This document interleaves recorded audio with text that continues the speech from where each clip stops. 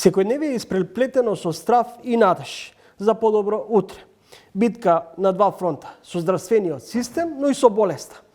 И по 4 месеци по смртта на Благојче Илиевски, кој беше пациент и кој боледуваше поточно од цистична фиброза.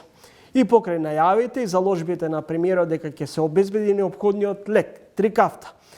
Патот до обезбедување на овој лек, кој на некој начин им помага на болните од цистична фиброза, никако да пристигне.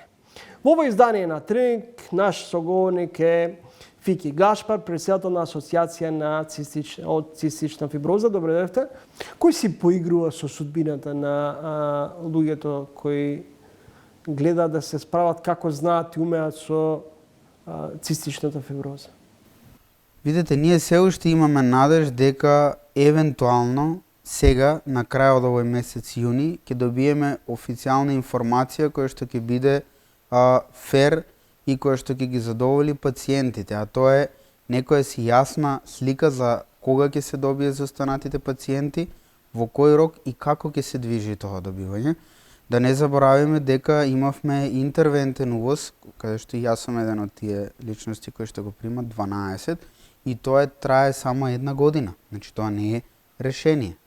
Нашето примање на лекот е една многу убава представа за тоа дека кажавте помага лекот. Не помага лекот. Лекот е феноменален во однос на тоа што може да го направи.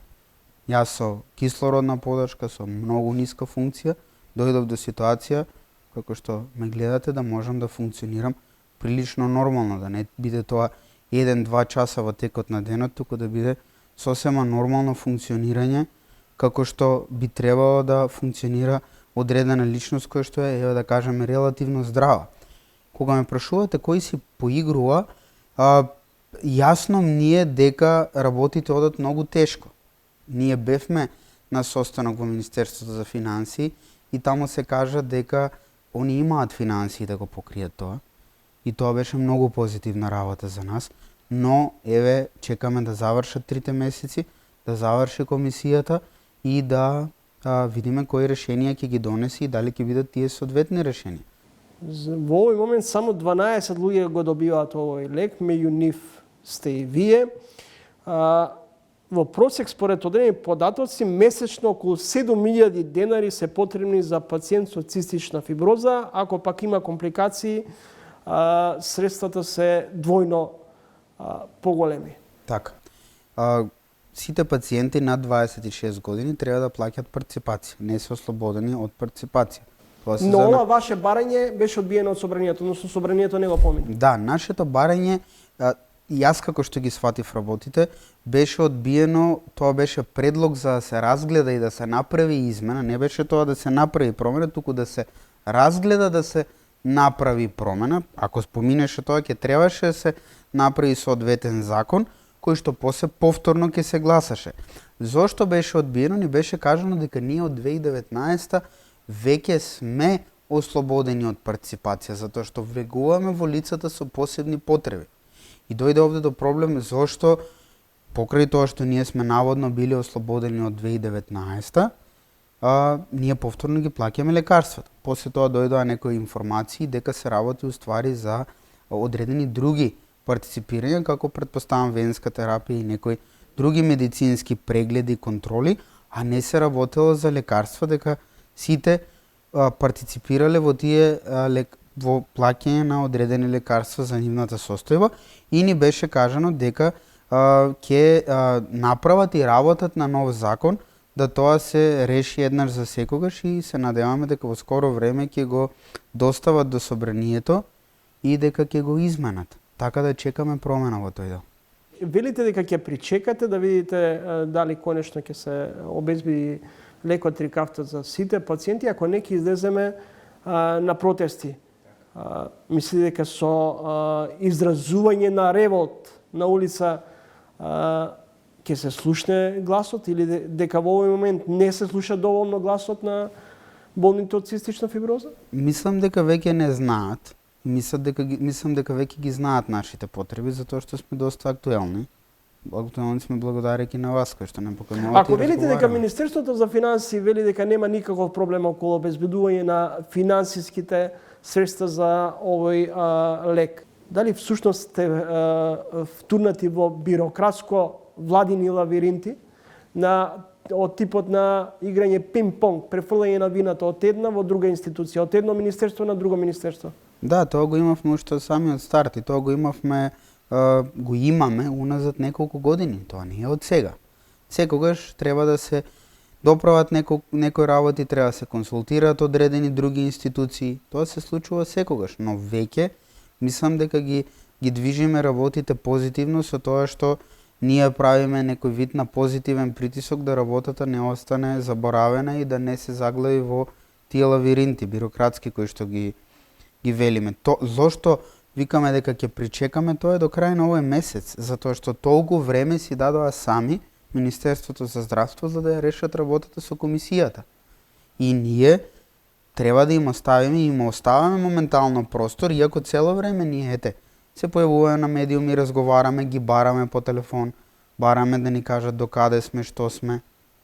Цело време правиме позитивен притисок за да не се заборави работата. Али тоа беше проблемот наводно, дека немало јасни правци за работа на цистична фиброза, на самата диагноза, и сега веќе тоа го прават. Да не заборавиме дека ние имавме и друг проблем, немавме центар за адулти. Тоа беше страшна работа кога ние добивме информација, не се сеќавам точно кога беше, во текот на претходната недела, која дата беше, не известија дека центарот во Козле не може да продолжи да ги прима адултните пациенти и ние ќе бидеме префрлени на пулмологија. Центарот во Козле имаше 8 простори кои што ги користеше за пациентите, а на пулмологија, по разговарање со управата на пулмологија, ни кажаа дека они имаат една соба изолација и ќе гледат во најскоро време да вметнат уште една. И ние дојдовме до ситуација да, пошто се работи за поголем број на адулти, околу 50 адулти, кои што во даден момент неколку од нив требаше да примат венска терапија, а едноставно немаше простор. Во едно интервју подготвувајќи се за овој разговор, вашата сопруга вели додека не се омажев, немаше да знам што значи болка. Како е да се живее со цистична фиброза? За нас пациентите кои што имаме од 2 години е доста тешко, но е нешто нормално затоа што цел живот го живееме така. Кога ќе донесете некој од надвор и таа личност, тој или таа кога ќе свати дека вие треба да правите 4 до 5 инхалации на ден кои што траат повеќе од 1 час, кога взимате преку 40 медикаменти на ден, кога има периоди кога сте 30 дена во болница затворени во соба со изолација каде што можат да ве посетат докторите и од време на време да дојде некоја блиска личност, тоа изгледа многу тешко. Многу од пациентите не се впуштаат во правење на семејство заради сите проблеми, да го спомнавме и финансискиот аспект. Гаспар, вие по професија сте психолог. Можам да го прочитам мозокот кај секој кога би ја употребил методата неурофидбек. Кога некој од македонските политичари би им направиле неурофидбек, што прво би им прочитале? Таа е една постара статија, многу интересна, кога прв пат јавноста се запознаваше со таа метода. Тој оствари правење ЕГ во будна состојба и ја покажува моменталната состојба на мозочните бранови, пак ќе кажам во будна состојба, и затоа е многу интересно. Во тој момент може според тие бранови да процените во каква состојба се наоѓа личноста, дали е релаксирана, дали е вознемирена, дали е опуштена, какви се когнитивните способности, дали имаме проблем со концентрација, фокус и внимание.